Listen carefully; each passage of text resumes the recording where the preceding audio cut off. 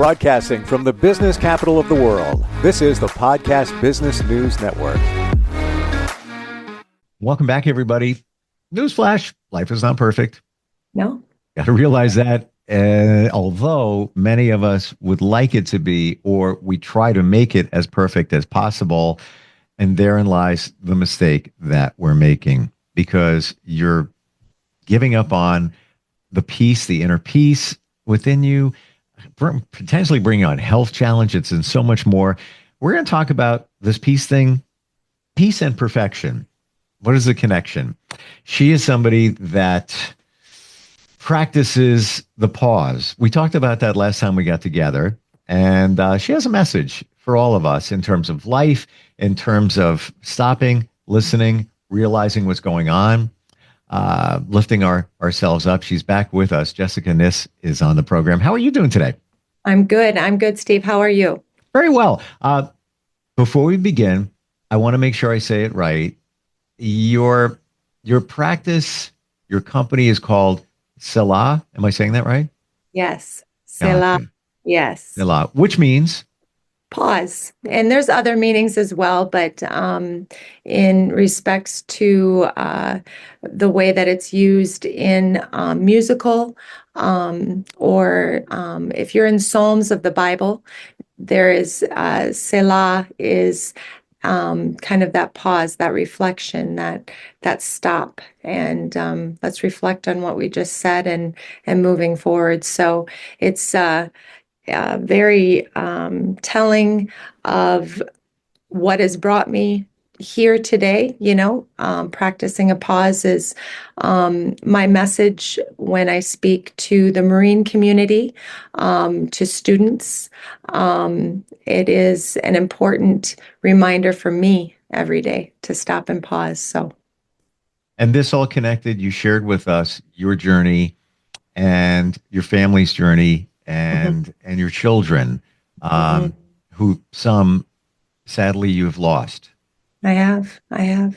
My oldest, Eric John, went into the Marines in 2019, and he was, in every sense, striving for the next goal.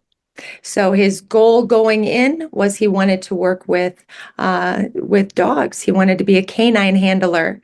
And knowing that, instead of going in as an officer, which he had earned by going to college, he went in as an enlisted Marine. So he is a little older than the other guys going in.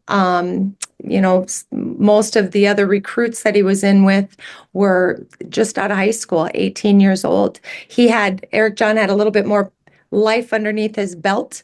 And so he was revered as a leader all throughout, basic training down in San Diego. In fact, I went down to graduation day, and so many came up to me and said, "Ma'am, we couldn't have made it through here without your son. He was such a voice of encouragement. He was there for us. He would fall back in a run to encourage the people from behind." So he was just always that oldest brother, right? I mean, that was his role his whole life. And so that's the role that he took. And one of the things that he earned, throughout his time there was, these bonded relationships. And when we go through life and we let someone else know that they matter, I see you struggling. I may not be able to take all of it away from you, but I'm right here. I'm not going anywhere. That is one thing that Eric John did, was he saw others. He met them where they were at, and he encouraged them to keep going. And one of the things, going forward, he earned himself a right to go to canine school. And there he got, so many goals of his own that were met. Things were not perfect along the way, but he kept going. And that's one of the things that we can get hung up on is if we are set on perfection only will miss some of the other gifts that are coming along. Because if it's not perfect and we stop, well, we're not going to get to the next step. So I saw that with him a lot. I learned a lot from him is what I did. So, yeah. I want to dig into the perfectionism train that many of us ride, us included, in a moment. He was in Japan, correct? Yes, from canine school. He graduated from there, and because he had done so well there, they gave him, the option, where do you want to go? His first choice was Okinawa, Japan. He had been able to be in Japan a few years before that in college. Being the scholastic mind that he was, he wanted to do something a little different. And so he took a class abroad. He went into Japan and he took an art class of all things. He was looking to broaden the other parts of himself, and so he took an art class in Japan. And when he came back, that was in 2017. When he came back, he said, "Mom," he said, I am just in awe of the peace over there. There is so many people that work hard. They do their job very hard, and honor is a huge thing in their life. But they have this ownership, this their job reflects them. And so there's this fine balance. And he said, everybody looks out for one another. Small children were riding a bus, 3, 4, 5 years old, with no one with them, because the community takes care of them, make sure that they get from here to there. And he was just in awe of this culture. And so he did say at that point when he was in college, I want to go back one day. So here we are a couple years later. He has this opportunity to pick where he wants to go, and he chooses Okinawa, Japan. It's a place that he is very excited about going back to. And so he got to Japan and found himself, it's the midst of COVID. Things looked a little different. He was working with his dog, Neri. And at one point during the few months that he was first initially there, they told him that there was no longer a position for him being a canine handler. So his whole goal, his whole, mindset was, I want to be a canine handler. He achieved it, but now they're going to switch gears. Now we need you to go down to Kinzer, which is one of the posts in Okinawa, to be MP, Marine Police Officer, which he's trained to be. He had to train for that before he was a canine handler. And once he got there, he was recognized as a leader right away. They gave him the billet of watch commander. He had, this responsibility to take care of people. And so he, transitioned into that job, that day-to-day job. He was disappointed. I'll say that. He really wanted to have Neri with him. He had set that goal. He achieved the goal. And now for it to look different, it was a couple of conversations over the phone with me, a couple of FaceTimes. And he just, though, he embraced where he was at and settled in. And I will say this, the reason he wanted to go in enlisted to work with dogs is because officers don't work with dogs. So he could have gone in as an officer and just, got a job leading other Marines. But he really wanted to work with dogs. And so gets there and finds himself without that job, finds himself now down as watch commander. And so he's already finding himself in a leadership position. So I'm just, the reason I'm reiterating this is I kept reminding him, Eric John, you are where God has you. Okay. We have our thoughts in mind of where we think we need to go. But when we are moving towards our purpose, sometimes it looks differently than what we had, thought for ourselves. So he was Well, it's in, always been said, and you can label it however you want, yeah, that the universe knows what's best for you. We may yeah, think we know, but we yes, we don't know. The universe knows. If you want to call the universe God, yes, whatever. And I have a friend, Trish.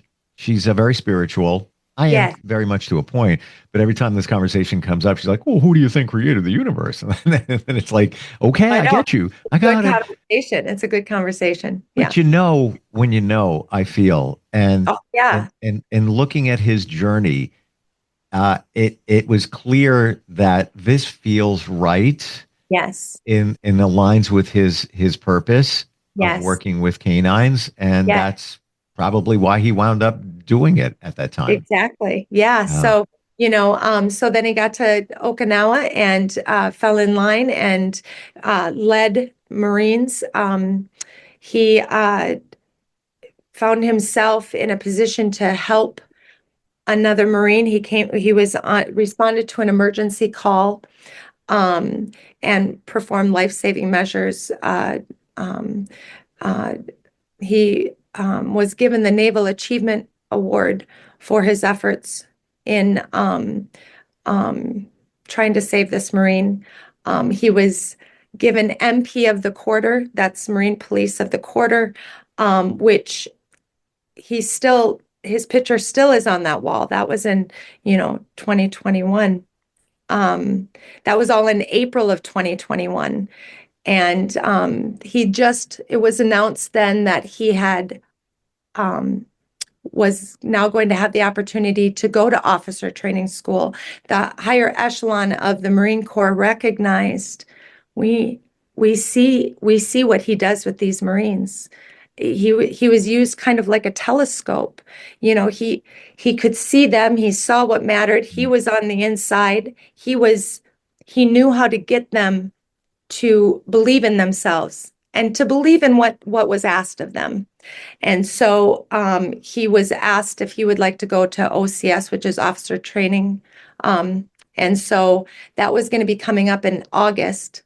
He'd been working hard. His Marines on a June first weekend in June, on June 4th, some of his other Marines asked if he wanted to go and do some snorkeling in the water. That was one of Eric John's biggest passions, was the water. He'd been in water his whole life. He had taken all the classes to be safe, all the things that you do to prepare so that you have the right tools in your tool belt. And so he went in the water on June 4th. He and his friends, they had a great time. They decided they were going to do the same thing the next day. They had told me that they hadn't seen Eric John so giddy in so long because he'd been working so hard, to be able to break loose and do something that you love, something that feeds you, you're pouring in, but what's pouring into you, right? And so on June 5th, he went in the water, he and several other Marines, and there was 7 altogether.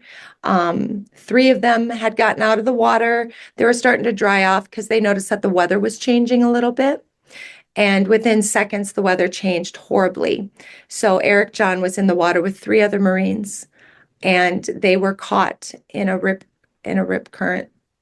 And the other 3 never stopped hearing his voice. He was a voice of encouragement to the very end. They got out, he did not. And so he went out of this world the same way he came in, with this big, loud, boisterous voice saying, I've got something to say. And his whole life, he made sure that what he was saying, though, was also letting you know that I see you and you matter. And that's one of the catalysts to what I'm doing now I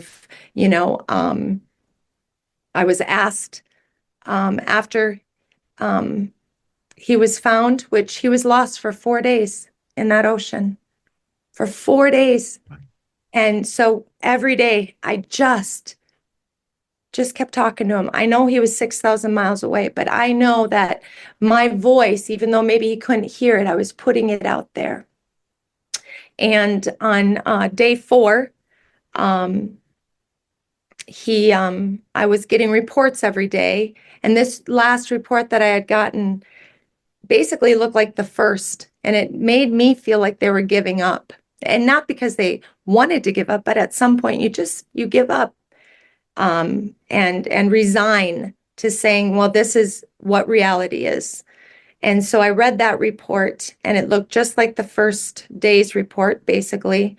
And so I felt like I needed to up my game a little bit. I had been praying, I had been doing all the things. So I went outside and I said, God, I said, you know every blade of this grass, and you know every leaf of these trees. So I know you know where Eric is. So just hold him until he's found. And as God would have it, he was found. He was found by a local local diver, is what the report said. And he was able to come home. And that was such a gift, because my bags were packed, Steve. I was trying to get past all the COVID barriers, trying to get over there, because if nothing else, I was going to look for him. That's a mom's whole mission, from the time they find out that they're pregnant, is protecting their baby.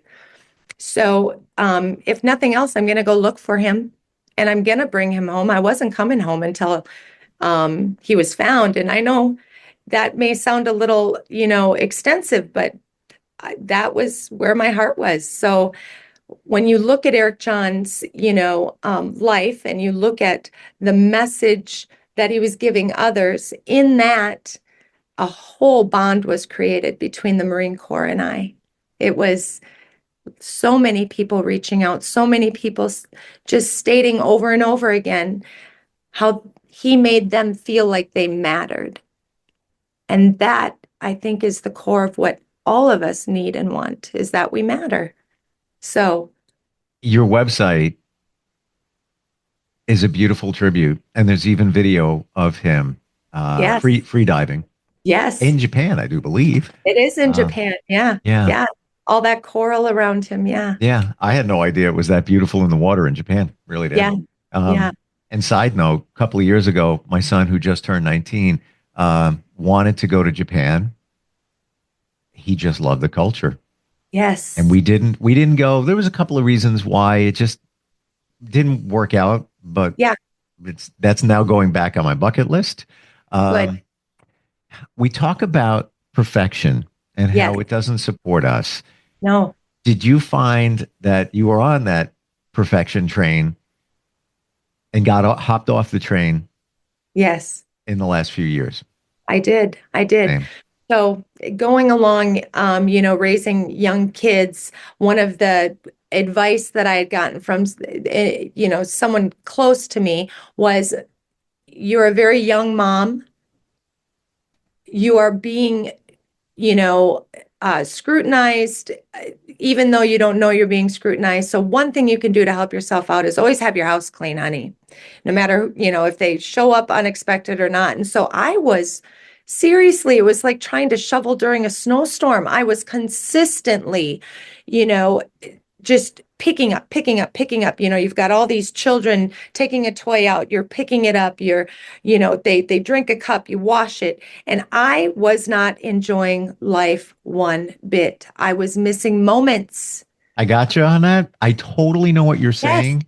Yes. And I'll bet you, we're almost out of time, but I bet you, if we look back at our childhood, there are reasons why we were perfectionists, whether you feel like you're not good enough, you want to give more, all of that. But I did the same thing. There were times where my kids would be young and they'd run down the hallway and I'm like, don't scuff off the wall. Stop. What are you doing? And why was I doing that? I think back, it's like, if I got to paint the wall, I got to make the time, I'm working two jobs. Now I look back, blank the walls. I don't really give, who cares? Who cares? So what I found was, in all the things that I worried about, all the things that, striving for perfection, your kids got to, act a certain way, and you want them to be respectful, and you pour into them all the goodness that you can. But after you've lost a child, you look back, and I am so grateful that I stopped that train of perfection a long time ago, because I was staying then in the moments. And those are the things that I have brought with me. I actually have memory of specific things that if I would have gotten lost in the sauce of perfection, I would be wanting, and there would be that extra layer of grief of wanting more and more. And I still want that more, but I have so much. I have so much that I was able to pay attention to. You just made something come very clear for me. Yeah. And what I wasn't doing up until about 4 years ago-ish. Yeah. Wasn't living in the moment. And Yes. I met somebody, and they showed up because they were supposed to at that very moment. Yes. And they said to me, you don't, what's up with you? You don't live in the moment. You think about the past, the future. I had no idea what they were talking about. It took months to start figuring it all out. But now as I look back, as we both let the perfection thing go, if I actually lived in the moment, I wouldn't worry about the perfection. Yes. Go with the wall situation. I'm thinking about steps ahead. Well, if kids scuff the wall, I'm going to have to make time to paint the wall. It's never going to look the same. Blah, blah, blah, blah, blah, blah, blah, BS. Right. I'm looking toward the future instead of, the kids are running. They have a great time living in the moment. Right. You nailed it. And what I should have done in those situations where perfectionism presents itself, Yes. pause. Because the pause will give you the realization of what the heck you're thinking. You were just right inside my next thought. That was so when you pause and you think, what really does matter? Yeah. What matters? And so I will always want to do my best, and I always want others to do their best, but perfectionism steals peace. Absolutely. Yep. It 100%. Guess what? I didn't have all that time. Peace. Peace. Right. And I have found that that is the catalyst to finding out more of what your purpose is. When you find the peace here, you can find your purpose. 100%. And you don't know until you know, but when you know, it's game changer. Life. It's almost as if the sun came out, the Yes. sense of freedom, Yes. the chains come off and all of that. And Yes. there's a door right there that leads to my office in this building. There's a newspaper clipping on the wall of, I wanted to be a cartoonist. I also wanted to be on the radio. And local library did a display of my cartoons. And right there in that article, as it turns yellow on the wall in the local newspaper, it's my quote at 17, I am a perfectionist. And I look at that and I'm like, no. Oh. And I was doing it then. Even when I would draw cartoons, it'd be like, I draw something and then crumple a paper, throw it back to another one. If you looked at them, you'd be like, they look exactly the same, Steve. What are you doing? But we need to let it go. And we do need to let it go. Start living. Your website, wonderful, great tribute to your son and all, and your journey. How do we find you? You can go to www.selahllc.net. That's SELAH I'm going to remember that word, and I'm going to say it to people, and because they're not going to know what the word means, but it's going to stop them in their tracks when I say, "Hey, Selah," they'll be like, "What are you talking about?" Pause. Pause. Exactly. It's the secret of life. Thank you so much for being here today. Looking forward next time we get together. Yes, sounds good. We're going to pause. We're going to pause until next time. Sounds good. All right. We'll be right back.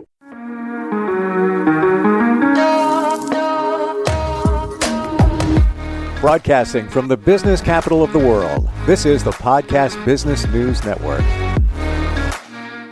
Adopt US Kids presents Multiple Choice Parenting. Your daughter just had her first breakup. Do you A, put yourself in her shoes? How could he do this to you? And for Sheila, she has split ends.